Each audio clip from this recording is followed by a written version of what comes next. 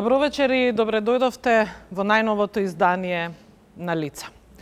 Вечерва мој соговорник ќе биде 28 годишно момче од Скопје, кој пред 7-8 години одлучува да го напушти големиот град, да замине на село и да одгледува кози. Зошто така млад човек би се одлучил на таков чекор ако градот му ги давал сите привилегии и можности за работа? Вечерва ќе ни каже Давид Неделковски. Добро вечер. Добро вечер. Добре дојде. Добро ве најде. Вечерва имаме интересни материјали кои ги снимивме во вашето мало во Раштак. Од Раштак те симнавме во Скопје и се надевам ќе одговориме искрено на сите мои прашања за тебе, се надевам и на публиката која барем поаѓајќи од себе си би се прашала зошто еден млад човек би направил вакво нешто. Немам што да крием. Немаш што да криеш. Повели.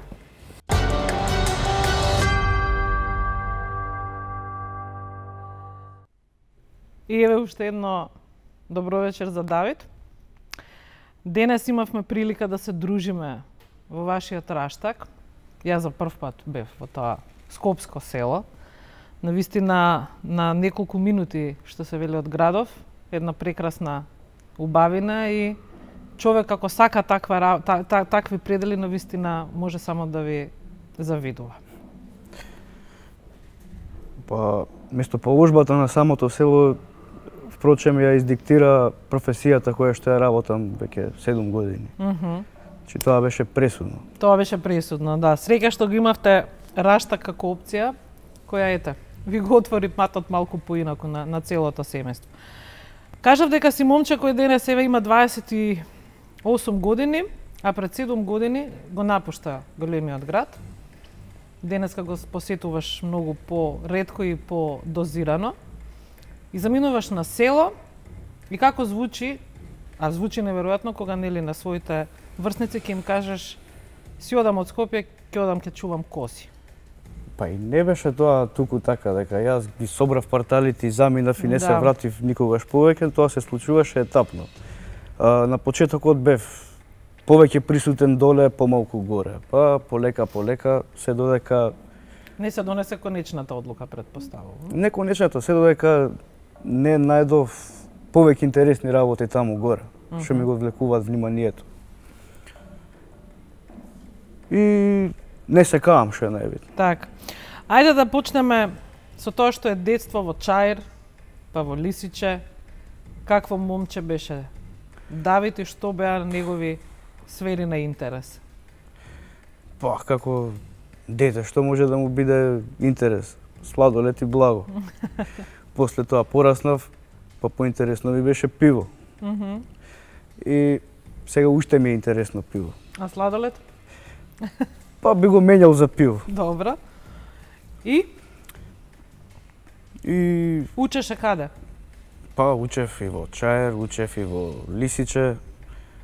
После тоа, нели, факултет, средно па факултет. Не би имал кузне што да кажам. Што паметиш од таа Малска улица? Што да паметам? Па паметам дека беа актуелни оние шпански серии у 7 оделение кога бев. Па мене не ми интересираше тоа, ја слушав Дорси и играв сам по дома. Значи не бев утек што со тоа што го правеше остатокот од школово и ми беше малку потешко за да се вклопам, пошто нели не си ја гледал серијата и нема за што да разговараш тука. Но секогаш има луѓе па што не ги интересирало тоа, така да наоѓавме нешто што не зближува. Можеше да најдеш по нешто заедничко со некој. Да, секако. Љубовта кон музиката е нешто што кај тебе постои од многу млади години. Имаш свирано и во бенд, ако не се лажам, или си сакал да свириш во бенд, свириш бас гитара. Денеска за жал не ја свириш затоа што немаш многу време, но која е приказната со музиката? Давид и музиката. Вака сега у старт со мојот музички живот краток.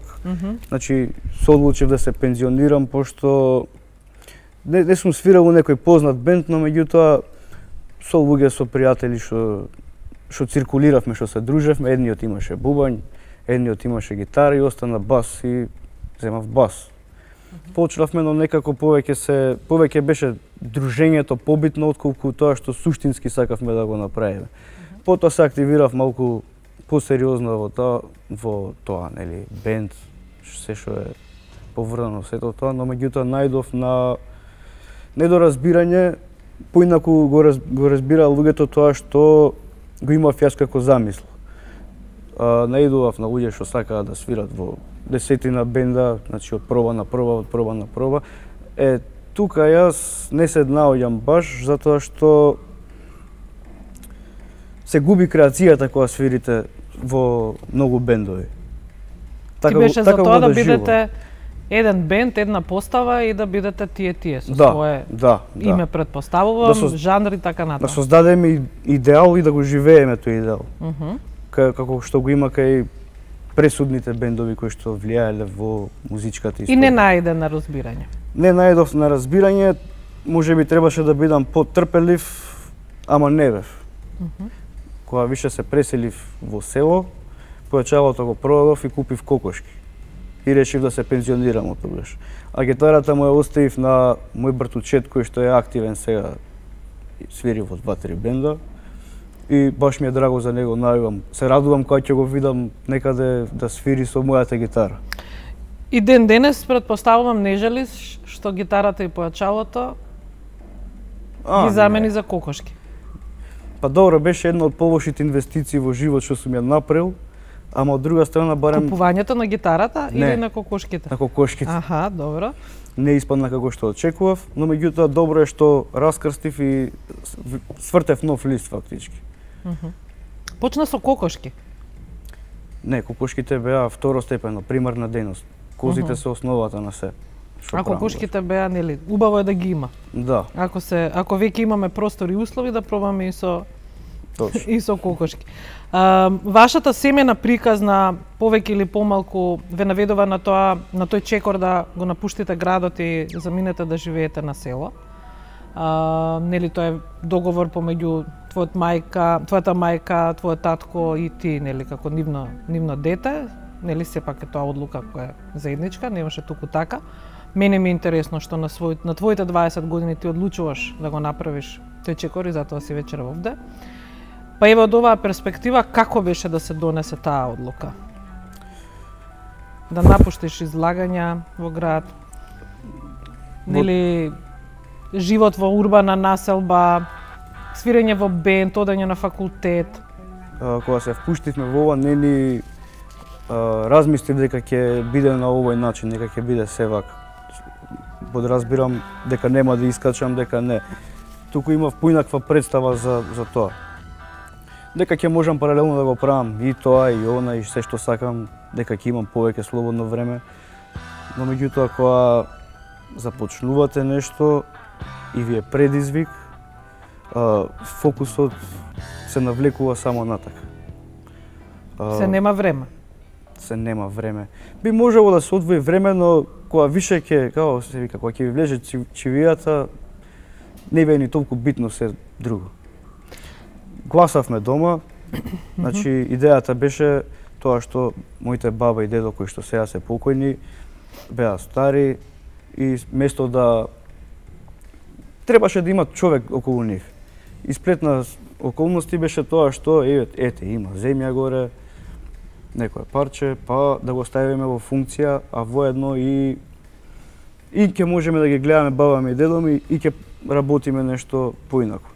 Мене лично ми пукна филмот, пошто се работев во градов работев келнер, шанкер и не се најдов многу. Па не ми беше предизвик, знаете, кога ќе научите како се прави една иста работа, почнува монотонија и... А тоа знае да убива. Нешто што не споменавме е фактот дека ти си бил студент по археологија. Да, точно. Тоа е исто некоја љубов која се уште траеше, заврши, бидејќи до сега ги немаш завршено тие студии. Имав уште една година пред да дипломирам и се одлучив да ги земам документите и да си отидам у планина. Така. Зошто археологија воопшто? Па вака, многу беше актуелно и се уште е актуелно, нели, оној антички период. Па мене ме интересираше што имало претходно. И не се кам за ниеден ден што сум го поминал на факултет. Таму стекнав извонредно добри пријатели, другари, но и научив тоа што ме интересираше. Што значи тоа? Не почувствува потреба да го завршиш до крај? Па знаете, кога ќе го изучите од тоа што ви интересира, понатака и не е толку битно. А на крај хартијата, што се вика диплома, свати дека не ти е значајна, присудна? Не ми беше приоритет тоа. Тоа што ме интересираше го научив. Јас сега тоа го знам, се уште си чепкам околу археологијава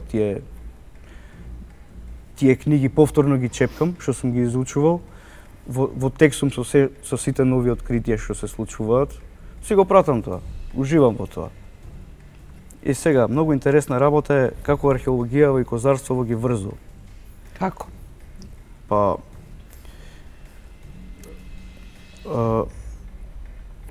клучно за човештво е потребата за производство на храна. Што значи дека имате претходно луѓето шетаат и собираат се што им дозволува природата. И одеднашка климата се менува и потребата за храна станува нужна потреба. И тогаш човекот почнува да го открива земјоделството и сточарството, припитомување на животните.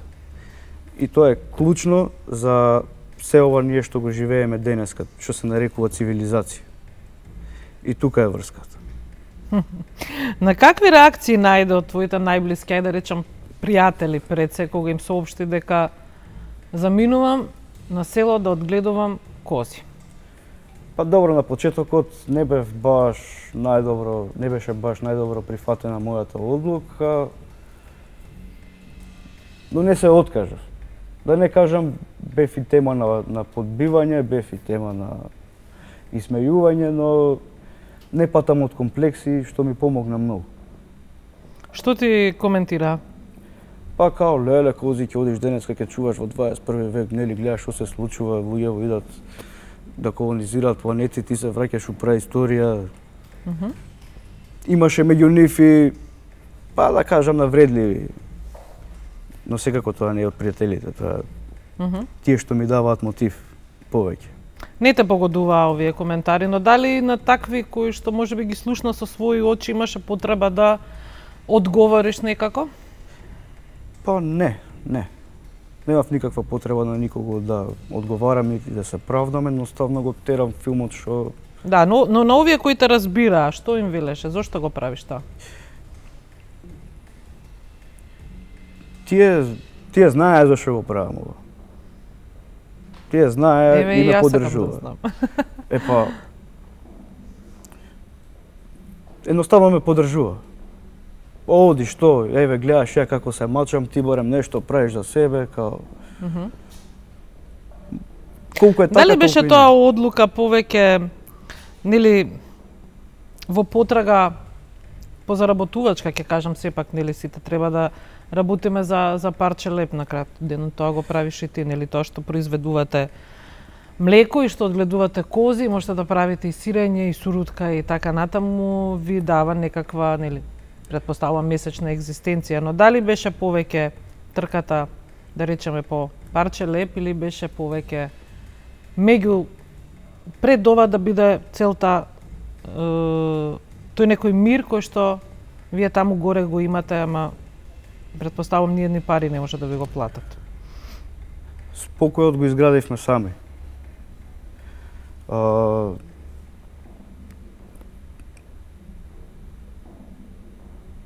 Што беше пресудно?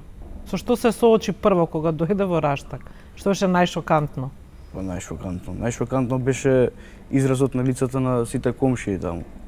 Они се чудат, леле, од каде сега вие па кози ќе чувате, па гарант ќе се откажат за некој година, дена, ќе видат дека нема. Да, точно е дека меѓу другото екзистенционално уствари беше причина за тоа, но меѓутоа од друга страна кога ќе видите, јас сум благодарен да мојот прадедок што и покрај тоа живеел тешко и мачно, не ја продал земјата, него се продолжил така да живее. Денеска е више не е во 100% разработено целото тоа што има уште го оставил. Работа нема крај.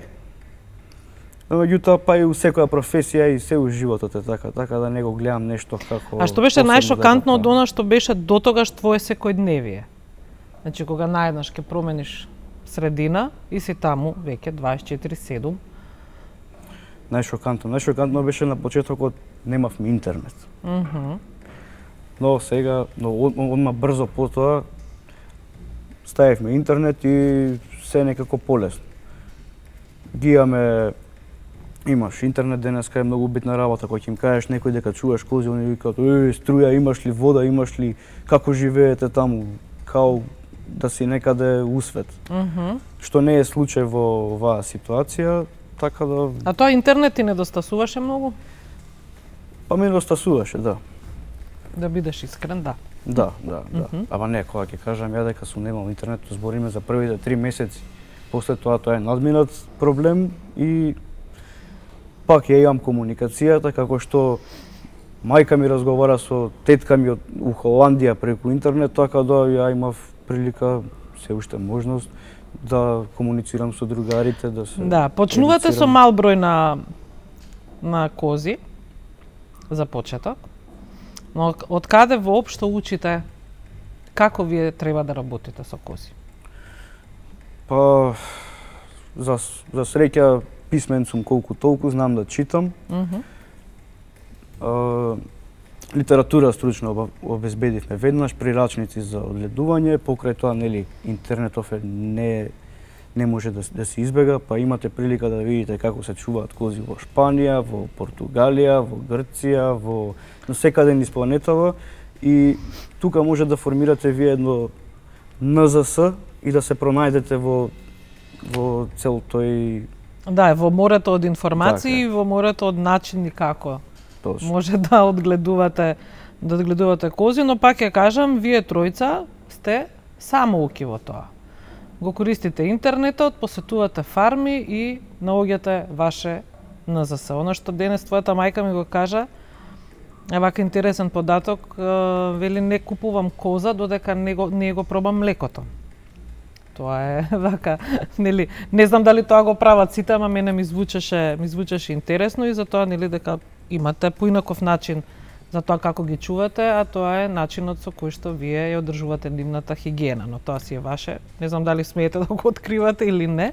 Меѓутоа и тоа е нешто што вашите производи претпоставам ги прави поинакви. Но денеска видовме дека во 10 часот наутро одите да ги молзете. Денес имате 50 на кози. Одите да ги молзете, потоа ги носите на прошетка. Мајката се занимава со изработка на производи, а ти и татко ти кој шета кози, кој бере печурки. Еден интересен податок е тоа, како кажа, кога дојдовме во селото, сите не гледаа со чудење. Кај овие сега кози ке гледаат. Денеска навистина се смеевме кога искоментиравме дека вие ги гледате козите по-градски, некако по-скопски, затоа што тоа молзење, ако по некој селски начин на живот и ритам се прави во 5-6 наутро, вие го правите во 10. Опуштено. Ова денеска беше исклучок. Денес не беше исклучок, мајката ми кажа дека знаете да одите често пати покасно. Знаеме да се успиеме, но меѓутоа знаеме и некој. Значи пак ќе кажам по-градски, опуштено, дури и козите сте ги навикнале да го правите тоа малку покасно во денот. Ако одите многу рано наутро, не се спремни едноставно. Да, поспани се, не им се станува. Тоа не ви пречи воопшто, нели? Тоа е ритам кој што вие сами го воспоставивте? Па не е воспоставен ритам воопшто и затоа тоа се случува. Затоа, па добро, ама 5 и 10 е голема разлика, како и да е. Не, ова денеска е исклучок. Обично се случува молзење и сите тие активности многу порано. Еве, нема да биде 5, но меѓутоа ќе биде 7, 8 најдоцна. Денеска бевме малце потресени, како ние, така и животните, но меѓутоа нема да им биде на лошо. Почнавме со 10 кози, тоа е вистина, која ги истоварија, ние и си заминаа луѓето, ние не знаевме што треба да правиме се. Дојдовме до заклучок дека козите и ти како одгледувач потребно е многу време за да свикнете еден на друг. Значи припитомување. И дури после 5 години може да очекувате вие дека кога ќе искочите да се шетате со козите, дека можете да управувате како на далинско со нив. До тогаш... Што значи тоа? Да ја слуша командата или... Да ја слушаат командата. Сега, како секоја професија, има добри и лоши денови. Има денови, ти доаѓа да... Ај чао, више. Ама уствари, после 5 минути ќе видиш па дека они били управо, не ти. Дури.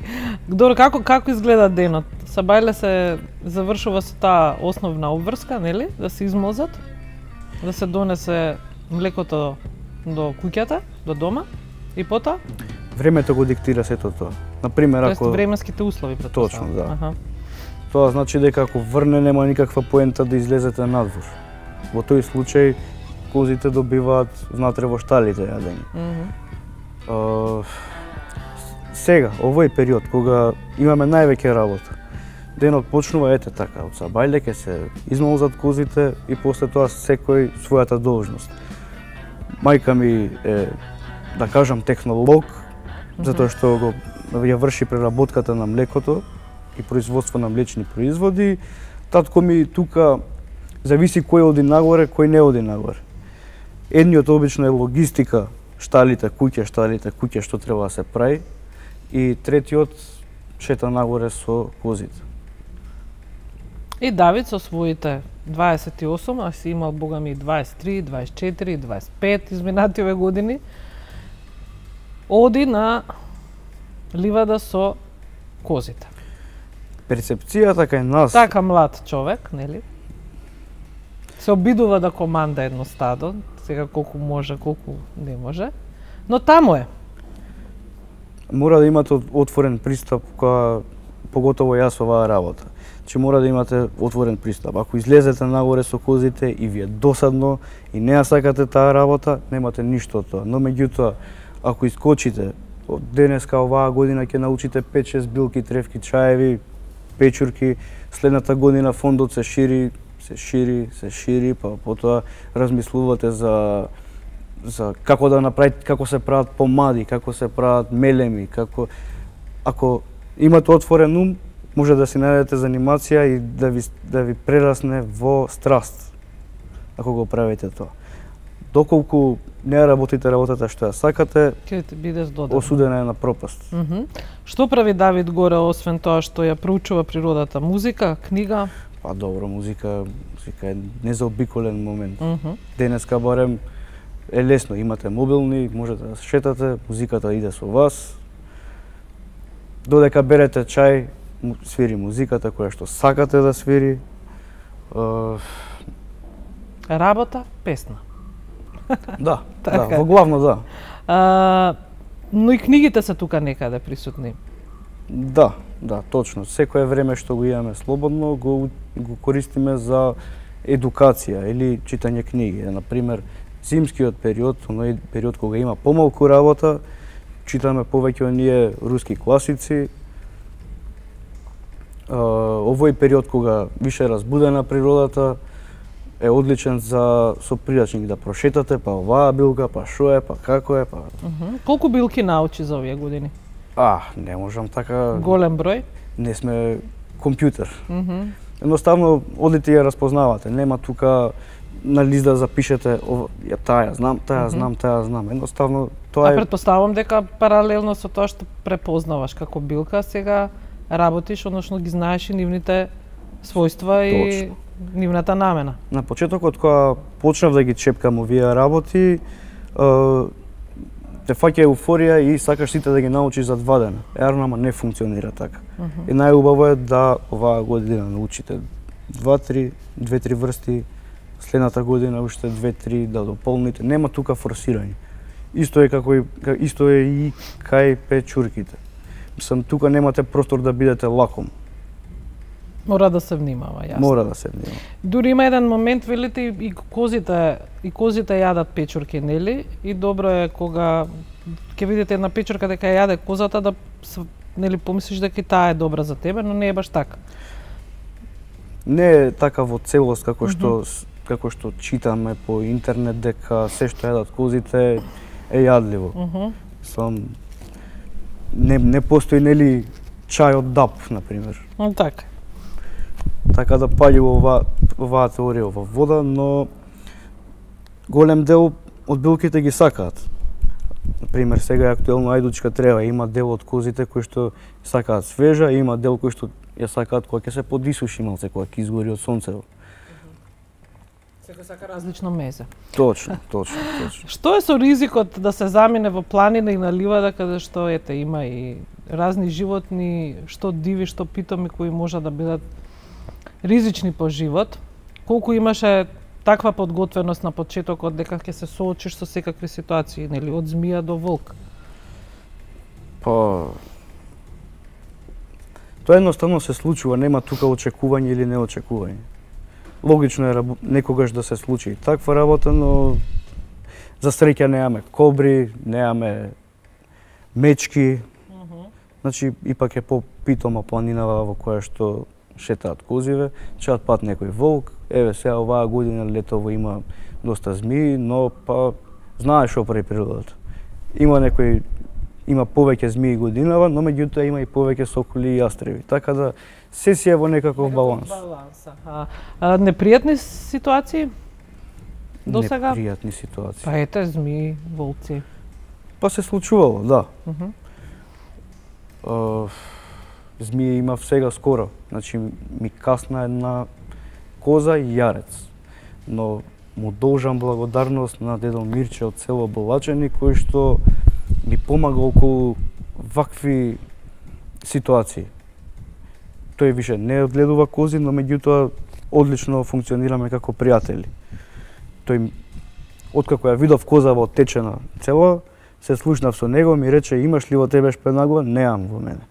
Па во тој случај вика ќе седнеш, ќе го издупчиш тоа место и ќе го истискаш отровот. Пошто нема безопасна, ми кажа дека сега цвета глог, глогот има трн. Искористи го. И едноставно се снаоѓате. Таква е ситуацијата кај што мора да се снајдеш. Се снајде затоа што имаш мобиле. Да, тоа е одлична цивилизација. Да се снајдеш. Твоите родители се таму со тебе, прекрасни луѓе. Мене ме воодушеви таа поделеност по задачи, се знае нели кој за што е задолжен. Но еве од оваа страна сега кога не си со нив во друштво, бидејќи ова прашање не го поставивме пред нив, јас те прашувам каков е односот со твоите родители? Дали е тоа, бидејќи сте нели сите во една иста приказна, би рекле, хармонија, разбирање, толеранција? Вака, пред се ние сме пријатели. Значи ние сме пријатели и едноставно за да функционирате мора да научите да живеете заедно тие што сте тука, да се адаптирате на условите и тоа е тоа, нема многу филозофија. Живееме со мојве, ми е баш онака братство, единство. Нема тука никој главен, нема некој има лоши денови, например, ќе настоинам јас, па теретот паѓа малце на нив, па на некој друг, па се надополнува, се бориме еден за друг. И тоа што е интересно, кога некој треба да работи некој од работите што најмалку ја сакате, се одлучувате да изиграте партија карти, па кој изгуби, тој ја врши работата. Додека ти беше со козите денес во еден дел од денот, го седнавме Чичко Зоки, твој татко, и му поставивме прашања за кои и ти не знаеш, па ќе можеш сега да слушнеш. Кои беа прашањата и кои се неговите одговори. Го гледаме прилогот со Чичко Зоран.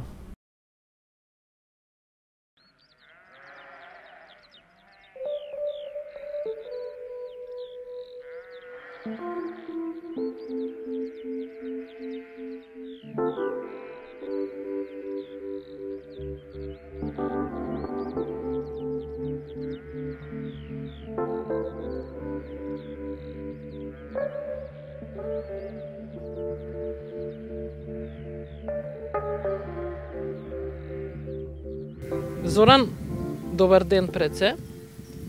Давид е со нас во студиото, но овде на главната ливада во Раштак сме со вас и немаше да ја пропуштиме приликата да направиме редва муабету и со вас. 7 чинам години како сте преселени од градската средина овде во Раштак. Зошто? Тешко прашање. Зашто? Па сметам дека градот го видовме во цело светло и се решивме да избегаме малце од него. Имаме некој имот од татко ми наследен тука. Идејата беше да му дајме функција на имотот тука. Функција ќе му дајме само ако сме тука. Се решивме со козите. И ебе игранкава ја играме, што се вели. Веќе 7 години. 7 години токму така. Зошто кози и како воопшто научивте било што за тоа, како се одгледуваат кози? Се за козите јам научено од нешто литература, нешто интернет и искуство на луѓето што сум ги сретнал. Тоа е се што знаев за козите и тоа сега сметам дека можам и книга да напишам за нив. Но во ова не сте сам, тука е и вашата сопруга и Давид. Кога доаѓате овде, Давид има само 20 години, кога не се лажам. Како тој ја прифати семејната одлука да се напушти градот? Не знам, идејата ја ставивме дома на разгледување. Имаше гласање, мнозинството победи за да чуваме кози и еве, ние сме тука. Што е тоа што, да речам, пукна кај Давид и реши да се реши на овој чекор, на овој начин на живот? Ма повеќе пукна кај мене отколку кај Давид, ама ете Давид ме следи буквално тука. И без него невозможна мисија би било сето ова. Да, тоа го искоментиравте пред некоја минута, пред да снимаме. Да не беше Давид, сето ова и немаше да се случи. Токму така. Сам позитив. Не само он и господјата е таа. Но Давид го гледате вака малку како моторот, движечката сила на приказнава? Па да, идејата е Давид да го вози сето ова. Па сега ќе видиме, времето ќе покаже. Какво дете е? Колку едноставно кога го гледате, нели, 28-7 годишно момче,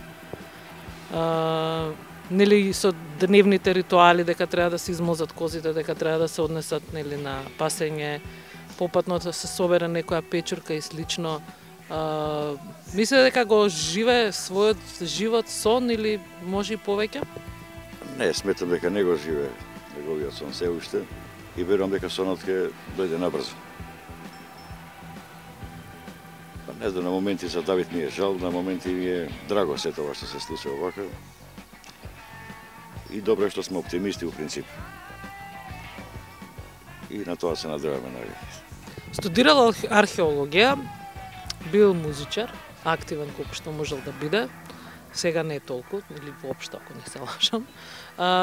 Вака кога го гледате од страна, тие негови желби, потреби кои што сега ете останале незавршени, го буткате да ги истера до крај или?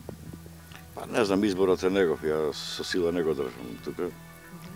И ако тој се реши дека не треба го правиме ова, тоа прекуно ќе се деси. Изборот е негов во секој случај. И вие сте аудиофил, како што кажавте, сите сакате музика.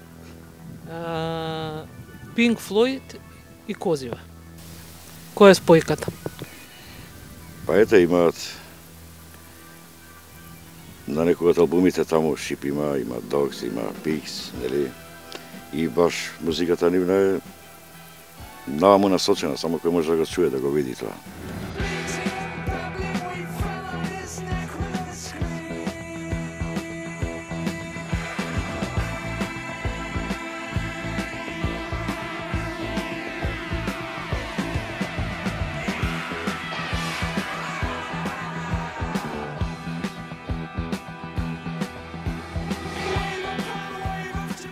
Како уште да прашам и сопругата се носи со сето ова? Од ваша гледна точка.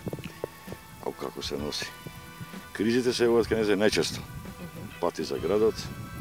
Мислам не за градот, него За градскиот живот. Ете така за другарките пред се. За дружењето доле. Меѓутоа и тука не е лош. Ќе мора да се адаптираме на сето ова. како татко на семејството, кога сите ќе почнат така помалку да паѓаат, нели? Од разни причини, што е тоа што, нели, ве враќа во живот, ве враќа назад? Кои се механизмите? Механизмот е единствен. Се седнува дома на маса, се дружиме малце, со музика, со убаво гезме. Играте карти, слушате? Ба добро, тоа карти тешко да ги играме. Не играме карти. Меѓутоа, за да се договориме, така нелесно се договараме. Кој ќе изгуби на карти, тој го прави тоа што е најтешко во принцип, ама... А што е најтешко? Најтешко. Најтешко е доле околу шталите кога си има работа. Кога треба да се донесе храна за козите, кога треба... Тие физичките работи се најтешки, инаку ова тука со козите треба човек да плати за да биде тука. Ставам за тоа. Знаете додека ги пасите козите и да собирате печурки. Станати сте стручни за печурки и за тоа што се лековити билки воопшто, нели која билка за што е. Слушнав дека и тука има благ надпревар помеѓу вас. Кој ќе биде најдобар? Нема надпревар, ние сме организирани. Давите по трепките, јас сум по печурките. Невестата дома е по храната и така. Поделени? Поделени, организирани. И кој е најпродуктивен? Па невестата е најверојатно.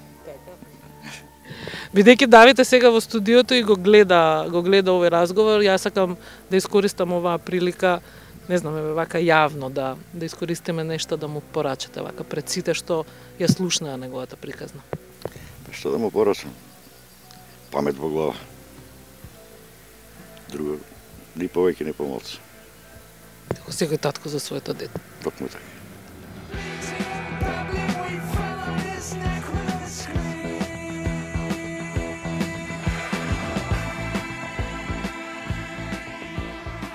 Значи, Зоран вели, мајка ти е најпродуктивна, а тебе може да ти посака памет во глава. Класика. Класика како секој родител за своето дете. Ќе се задржам на моментот кога констатираше дека ти си движечката сила, поточно да не беше ти, немаше воопшто да влезе семејството во ова тогаш авантура, сега веќе реалност и начин на екзистенција и начин на живот. Се гледаш ли себе си? Така, дали тешко ти паѓа оваа улога која што еве и татко ти ја додели? Па не гледам јас така на работите дека јас сум главна движечка. Нема тука пресудно единството што го имаме дома, ништо друго. Сега кој повеќе работи, има денови кога тој работи повеќе, има денови јас кога работам повеќе. Но еве ако те нема 3-4 дена, предпоставувам многу ќе се почувствува во функционирањето на целиот овој систем, твоето отсуство. За жал, да, се уште е тоа така, но меѓутоа се работи на случајот. Не дека не можам да избегам, едноставно па и совеста не ми дозволува. Кога гледам и они каква жртва даваат за мене, не ми дава душа едноставно сега ја да отидам некаде на недела, на 10 дена да ги Тоа оставам значи дека сам. за сите овие години не ти се случило да отсуствуваш толку долго? Не, ми се случувало. По 2 недели, но меѓутоа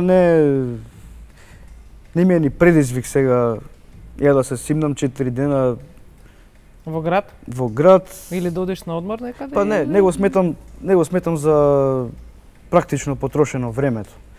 Се знае кога си иде на одмор. Кога ќе можеш да си дозволиш да го направиш тоа. Кога горе ќе биде се на копче, тогаш да. Но меѓутоа сега работиме за да дојде до тоа. Се трудиме. Дали таа улога ја чувствуваш малку како оптеретување? Не, воопшто не ја чувствувам како оптеретување. Едноставно изборот е више направен, ја зошто би се навраќал на тоа. Давид, кои се твоите неостварени желби и потреби? Моите неостварени желби и потреби. Не сум размислувал многу. Ајде вака, знам дека би сакал тоа што го видовме денес да изгледа уште поубаво и да биде на друга локација и да биде кој што велиш на дугме. Веројатно едно од твоите неостварени желби за сега. Па Да, тој процес уствари више работи, но меѓутоа прашање е на време кога би го остварил сето тоа. Повеќе е работа отколку желба. Така да желба ми било живи здрави. Само вода и волја, се друго потекнува од таму. Така гледам на тоа. Вода и волја. Да. Убаво кажано. Козиве имаат имиња. Да. Имаат имиња, има една многу интересна анегдота со првите 10 кози кога ги добивате и кога амбициозно купувате машина за молзење. Затоа што мислите дека е така, нели полесно, побрзо и така натаму, иако денеска стоите строго на тоа дека како ќе се измолзи со рака, не може ни една машина тоа така добро да го направи, затоа машината на страна и денес тоа го правите рачно. Кажи им, еве, на гледачите, на прва ситуација кога ви се случува со првата група од 10 на кози, кога почнувате да ги молзете и се прв пат гледате кози, нели? Значи, како што кажав малце претходно, ги стоварија козиве, замина и ние застанавме и сега шо? Што треба сега да правиме? Ајде, треба да се помолзат. И направивме партизански како едно боксче, ја ставивме едната коза, татко ми почна да ја молзи, ние гледавме тука као се прави тоа, што се прави тоа. Од тоа што сте гледале на интернет. Не, едноставно, тоа што си го читал како треба. Теорија, сега треба да го спроведеш во пракса. И добро, ја измолзи првата коза, ја тргнавме на страна, ајде сега втората и ја взимаме, ја ставаме коза внатре и гледаме празна. Како е празна? Истата по втор пат. Толку бевте вешти што една коза се убивавте 2 пати, да. Да. Измолзете, нели, за во рокот веројатно 10 минути. Но сега ги распознавате, која е која, секоја има свое име. Тоа се имињата од практична причина. Кога ќе дојдете и кога ќе ги видите како целина стадо, како може да ги распознаваш кој е што е. Но меѓутоа, секоја индивидуа за себе, у принцип. Например, зошто да му објаснувам на татко ми таа жолтата со малку бело или таа опинката, нема, ќе кажеш да не се навредат луѓево, сите животни што им имам дадено име, сите ги сакаме. Кои имиња ги имате? Бранка, Олга, Петра, имаме една со индијанско име, Девел Гас, таа ни е водич, имаме Срна, имаме Марица, многу се пее се. Многу се пее се, да, но си ги знаете. Да. Секоја, сите од прва до последна. Што е тоа што најмногу ти недостасува од градскиот начин на живот? Чувствувам потреба да кажам околу ова со машината.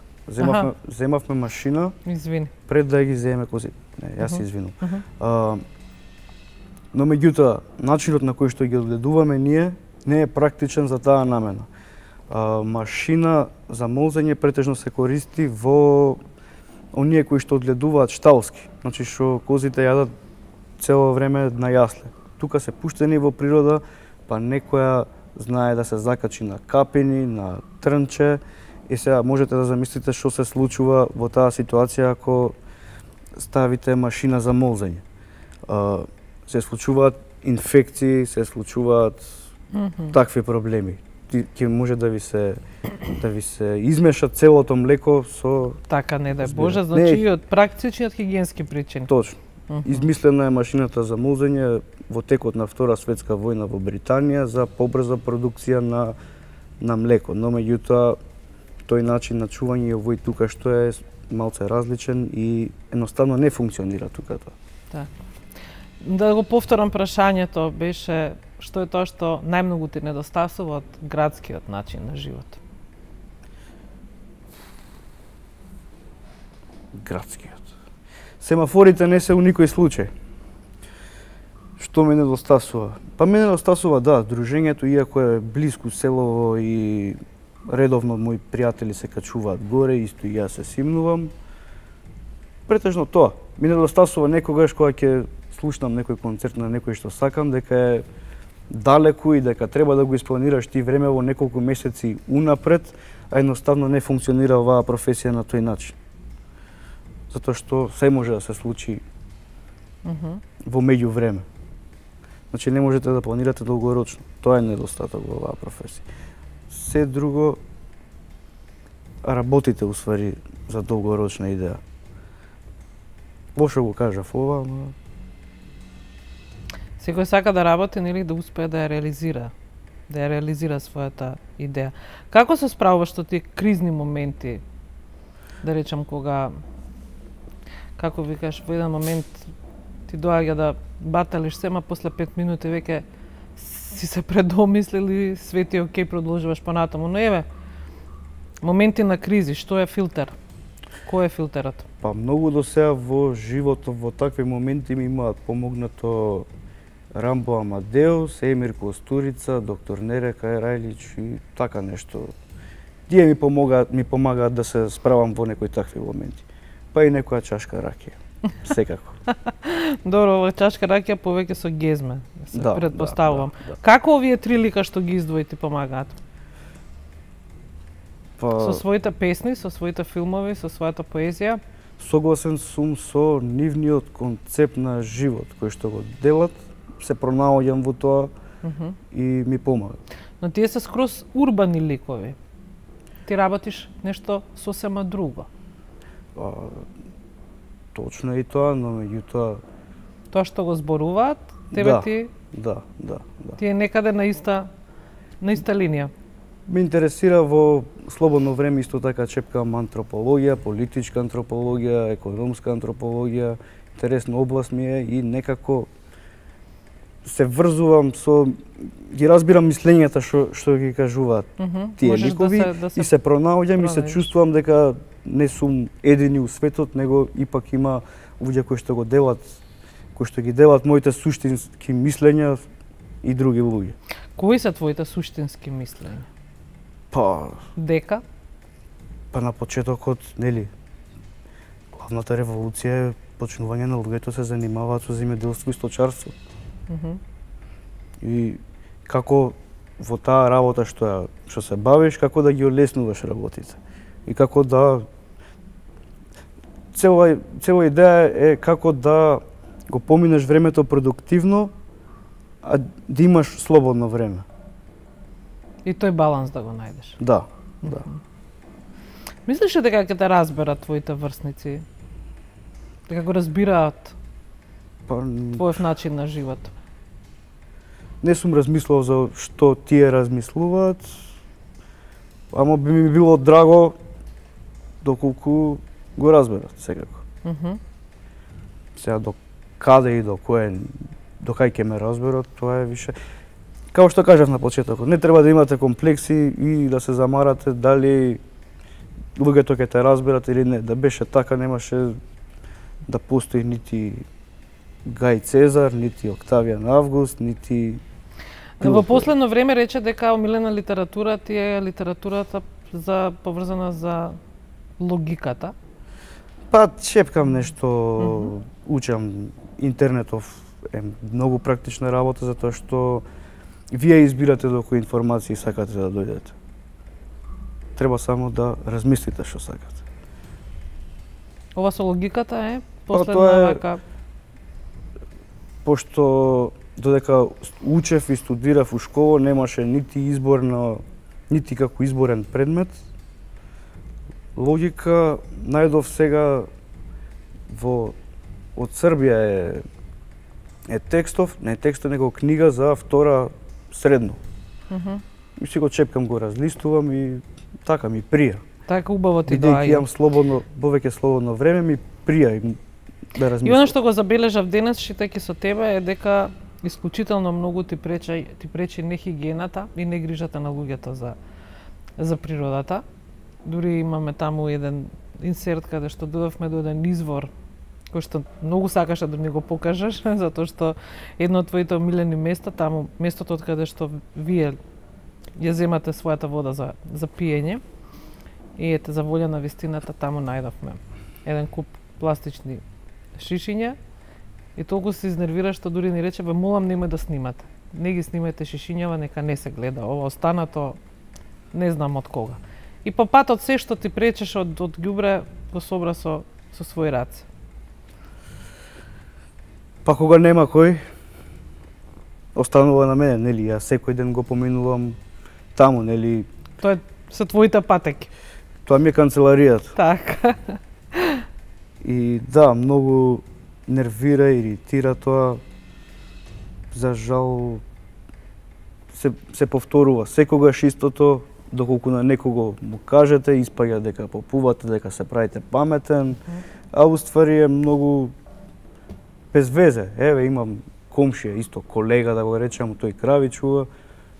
Крава му отиде зашо било 1 мај. Срамота. Тоа е глобален проблем, не можеме да кажеме дека ние сме единствените вакви на планетава и треба да се работи на тоа. Треба да се работи, има паметни луѓе, има писмени луѓе денеска, останува на нив. Што мислиш за луѓето воопшто? Бидејќи си одлучил помалку да ги гледаш? Па за луѓето што треба да... Од луѓето очекувам која, пример еве од пријатели, ја ќе се симнам од село доле и како ќе се најдеме некаде, се немаш видено пола година, 8 месеци, здраво, другар, што има ново? Па нема ништо се постаро. Кај тебе што има ново? Спасив една коза од овакво, научи ваков чај, печев јаре на таков начин, оваков начин. Недостасува луѓето да има што да кажат. Сакам кога ќе се симнам, кога ќе се сретам со некој, да ми каже што има научено. Тоа ми недостасува кај луѓето. Тоа го мислам. Мислам дека многу време се троши на реклами. Тоа. А помалку на суштина. Да. Од ова што го кажа, искача дека ти се симнуваш во градот и имаш повеќе акција отколку овие што живеат во градот. Па, убаво е што се менува гледањето на работиве, например, на мојава професија од почетокот до сега. На почетокот, како што кажав, беше малце Со резерва. тралала, со предрасуда, но со тек на време и со ова што го имам создадено до сега, више почнуваат луѓето да те доживуваат малце поозбилно. Посериозно. А од слушајките и гледајките, знам дека сигурно не ти било тоа целта, но тоа си дошло само по себе. Тоа е природен процес. Или на пола пат ќе се откажете или терате до крај. Целта е, ако се сега 50 грла, да останат толку? Да, значи не би одал на 100, 200, 1000, 5000 како што други луѓе така прават, едноставно при комуникација преку интернетов со луѓе одгледувачи во Португалија, Шпанија, Грција, сите оние земји кои што се фактор во производство на кози производи, одгледуваат по околу 40, 50, 60, лимитирано производство со повисок квалитет. Најсоодветна бројка некоја. Да, во спротивно требаат многу човечки ресурси. Не ми се амбициите такви. Вие сте за сега тројца и така сакате да остане. Да, лимитирано производство. Добро, и на крај само да нагласиме од тоа што можев да пробам, а и гледачите може да видат што можевме да пробаме. Значи, младо козио, старо козио, некој нов вид на кашкавал со кој за чиј вкус се уште се експериментира, нели, за да се најде правата жица што се вели. Млеко, сурутка, урда и веројатно најпрекрасната павлака што јас и Драган сме ја пробале воопшто. Баш ми е драго. Епа вака, околу тој дел со производството, значи ние го се занимаваме со козите и млекото, односно производството. Оваа година во соработка со една маркетинг агенција отворена е на Facebook страната Шпајс, во која што можат луѓето, сите кои што сакаат да се информираат околу тој дел и да ги пробаат нашите продукти. А доколку се заинтересирани за начинот на одгледување, како доказ дека тоа што излегува како суровина и продукт, се природни и еколошки, може да го види на мојот профил кој што го водам Кози млеко планина. Кози? Кози млеко планина. Така Кози се млеко вика. планина, да. На него објавуваме секој ден се што ни се случува, дали е тоа собирање храна, дали е што јадат козите денеска, што јаделе вчера, мислам еден вид на дневник. Јавен. Така, Да. така. Давид, ти благодарам што беше вечерва со нас. Мене беше интересно да ја слушнам твојата приказна, твојата причина зошто не си во градот, твојата потреба да останеш горе, убавината да ја шеташ планината, ливадата и 50 другари и другарки кои одат по тебе. Се надевам бевме исто толку интересни и за гледачите. Јас ќе ви посакам многу успех со тоа што ќе речам, иако може да звучи пионерски, сепак не е, бидејќи знаете каде целите со производите кои што ги продуцирате, и се надам дека наскоро ќе станете уште по препознатливи, иако имате доволен круг на клиенти, предпоставувам, кои што ги обслужувате. Ви благодарам многу. Ти благодарам уште еднаш, поздрав дома. Денес имавме прекрасен ден. Вам, почитувани, ви благодарам за вниманието и се гледаме повторно за 7 дена. До тогаш, довидување.